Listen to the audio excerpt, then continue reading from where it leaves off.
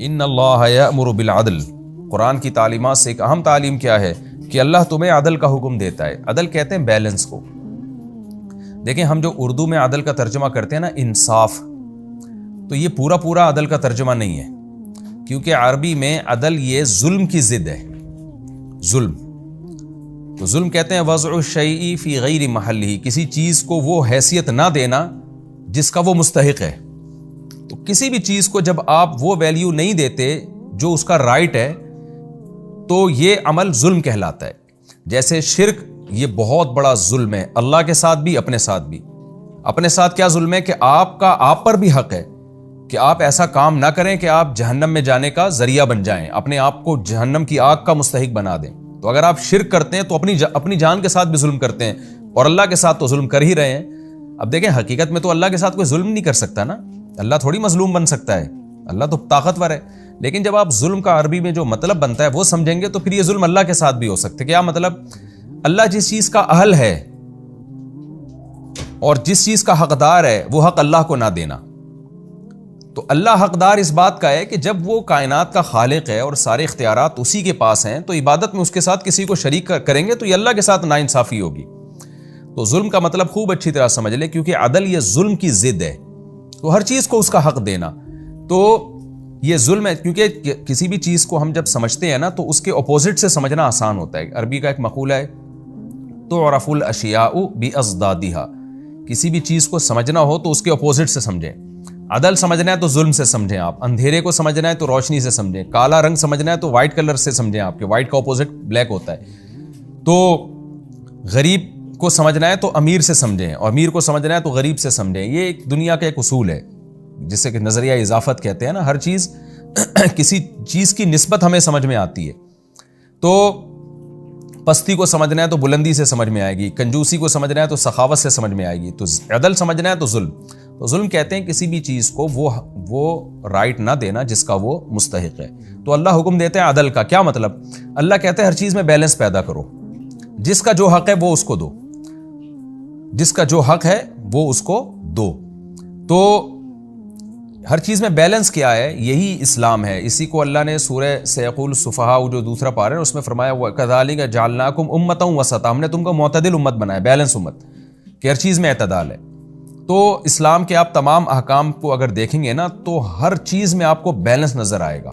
اس پر میں چونکہ تفصیلی کئی دفعہ بیان کر چکا ہوں، اور یہ ہمارے تفسیر کے لیکچر میں زیادہ ڈیٹیل میں بھی نہیں جاتا، میرے بیانات میں اس پہ بہت دفعہ میں نے اسلام کے حکام پر بیان کیا ہے کہ وراثت کے حکام میں، نکاح طلاق کے حکام میں، عبادت کے حکام میں، اور زکوٰۃ کے حکام میں، مالی عبادتیں ہوں، جسمانی عبادتیں ہوں، ہر چیز میں آپ کو بیلنس نظر آئے گا۔ اور اسلام کے علاوہ جتنی تحریکیں، جتنے مذاہب ہیں، آپ کو اس میں بے اعتدالی نظر آئے گی۔ کہیں ایسے اتنے حقوق نظر آئیں گے، جیسے عورت ہی کے حقوق دیکھ لیں، بعض سوسائٹیوں نے عورت کو حقوق دینے پر آئے تو مرد اور عورت کا فرق ہی ختم کر دیا، اور بعض جب چھیننے پر آئے تو عورت کو ایک پاؤں کی جوتی بنا دیا انہوں نے۔ اسلام نے اس میں بیلنس کیا۔ تو مالی معاملات میں آپ دیکھ لیں، بعض قوموں کے ہاں بس چوری اور جوا حرام ہے، باقی سود ان کی سوسائٹی میں ہے، جس کی وجہ سے بیڑا غرق ہو گیا۔ اور بعض لوگوں نے کیا کیا کہ عبادت میں اتنا غلو کیا کہ رہبانیت کی طرف چلے گئے، تجارت ہی چھڑوا دی لوگوں سے۔ تو ہر چیز میں بیلنس، تو اسی کا اللہ نے حکم دیا۔ اچھا، لوگوں کے ساتھ انصاف کرنا یہ بھی اس آیت میں داخل ہے، کیونکہ اس میں بھی آپ بیلنس کہ بھائی جو حقدار ہے اس کو اس کا حق ملے۔ اگر کوئی قاضی جج فیصلہ کرتا ہے جس میں مظلوم کی مدد نہیں کی جاتی تو یہ بھی بے عدلی ہے، یہ بھی ظلم ہے، کیونکہ ناانصافی بھی بے اعتدالی کی ایک قسم ہے۔ تو اس آیت میں صرف ناانصافی داخل نہیں ہے، بلکہ کہیں بھی آپ اعتدال کی راہ سے ہٹتے ہیں تو وہ تمام کی تمام آیتیں، وہ تمام کی تمام صورتیں اس آیت میں داخل ہیں۔ اور یہ آیت اتنی جامع ہے کہ حضرت عمر رضی اللہ تعالیٰ عنہ نے جمعے کا خطبے میں اس کو شامل کرنے کا حکم دیا۔ اس کے بعد سے آپ دیکھتے ہیں اکثر خطیب حضرات جمعے میں یہ آیت پڑھتے ہیں، کیونکہ بڑی جامع آیت ہے۔ تو اللہ تعالیٰ فرماتے ہیں ان اللہ یأمر بالعدل، اللہ عدل کا حکم دیتے ہیں، یعنی ہر ایک کے حقوق کے معاملے میں اعتدال، سب کو اس کا حق ادا کرو۔ والاحسان، اور پھر عدل کے بعد احسان، یہ عدل سے اوپر کا درجہ ہے، یعنی ایکسیلنسی پیدا کرو اس میں۔ اچھا سلوک بھی احسان کی ایک قسم ہے، یعنی صرف اتنا مت کرو کہ تم ظلم سے بچ گئے، بلکہ اور ایک سٹیپ اور آگے جانے کی کوشش کرو، اور زیادہ اچھا سلوک کرو لوگوں کے ساتھ. اللہ کے ساتھ احسان یہ ہے کہ جتنی عبادت کا اس نے حکم دیا اس سے زیادہ کی جائے, اور وہ عبادت بھی خشوع و خضوع سے کی جائے.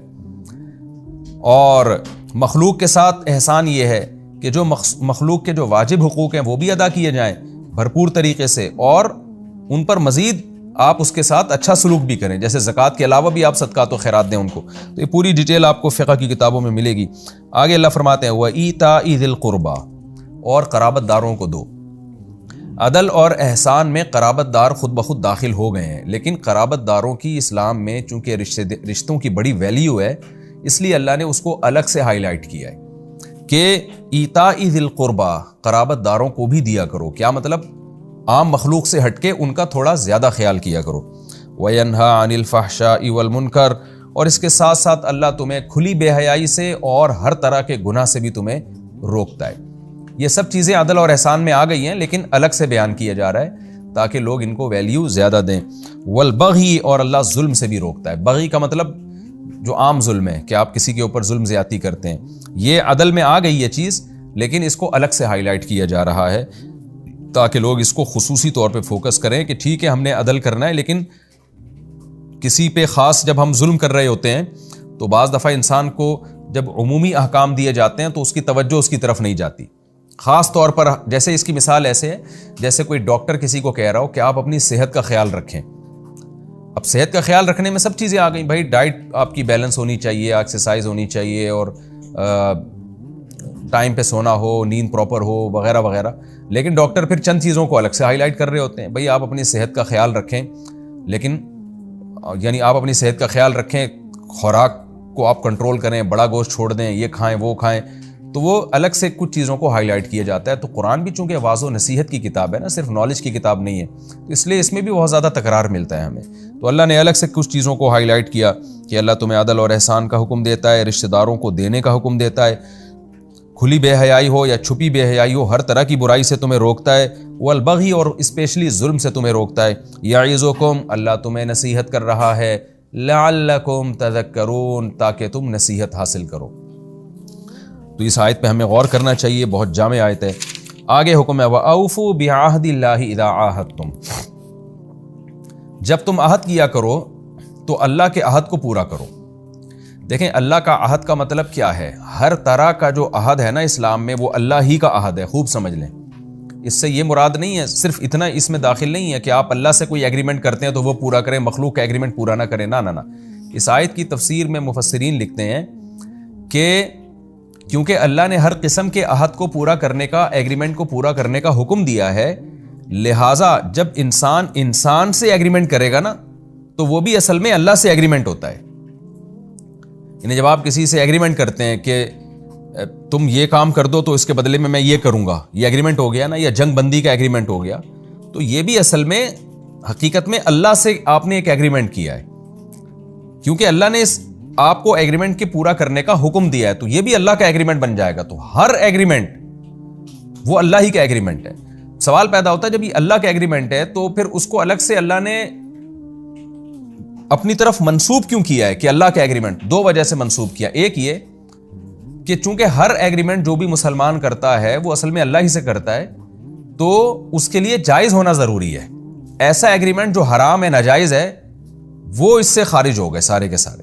مثال کے طور پر کوئی مسلمان کسی سے ایگریمنٹ کر لیتا ہے کہ تم نے میرا یہ کام کیا, کوئی غیر مسلم کہتا ہے میں تمہارا یہ کام کر دیتا ہوں, اس کے بدلے میں تم مجھ سے ایگریمنٹ کرو کہ تم شراب پیو گے میرے ساتھ. تو اب یہ جو ایگریمنٹ ہے نا, یہ چونکہ اسلام میں حرام ہے, شراب آپ نہیں پی سکتے, اور اس ایگریمنٹ کو توڑنا واجب ہے, تو کسی بھی طریقے سے آپ اس غیر مسلم کو راضی کریں گے مگر آپ یہ ایگریمنٹ پورا نہیں کر سکتے. تو اس لیے اللہ نے ہر ایگریمنٹ کا تذکرہ نہیں کیا یہاں پر, وہ ایگریمنٹ جو اللہ کا ایگریمنٹ ہو. کیا مطلب؟ اللہ کی طرف سے اس کی پرمیشن ہو. سودی ایگریمنٹ اسلام میں کالعدم ہے, شراب کے, زنا کے, کوئی بھی ناجائز آپ نے ایگریمنٹ کر لیا کہ میرا یہ کام تم نے پورا کر دیا, یا تم نے میرا یہ کام پورا کر دیا تو جس بندے کو, فلاں بندے کو میں قتل کر دوں گا جس کو تم قتل کرنا چاہتے ہو. اب یہ ظلم ہے, یہ ایگریمنٹ حرام ہے. تو عہد اللہ کا مطلب کیا؟ اللہ کا عہد کیا مطلب؟ وہ عہد جس کے پورا کرنے کا اللہ نے حکم دیا ہے. تو اس میں صرف جائز ایگریمنٹ داخل ہے. ایک حکمت تو یہ, اور دوسرا اللہ کا تذکرہ اس لیے کیا گیا تاکہ مسلمان ایگریمنٹ کو پورا کرنے میں دوسری قوموں سے زیادہ اس کو اہمیت سے لیں, دوسری قوموں سے زیادہ پابند ہوں ایگریمنٹ کو پورا کرنے میں، کیونکہ دوسری قومیں جب ایگریمنٹ کرتی ہیں کسی بھی قوم سے تو وہ اس کو ایک انسانی ایک حقوق کا مسئلہ بناتی ہیں کہ انسان جب ایگریمنٹ کرے تو اس کو ایک اخلاقی ذمہ داری ہے کہ پوری کرے. لیکن مسلمان جب ایگریمنٹ کرے گا تو اس کو یہ آیت یاد آئے گی کہ اللہ نے بتا دیا ہے کہ ہر ایگریمنٹ وہ میرا ہی ایگریمنٹ ہوتا ہے، تو وہ اللہ کا حکم سمجھ کے اس کو پورا کریں اور اس کی اہمیت ان کے دلوں میں زیادہ ہو.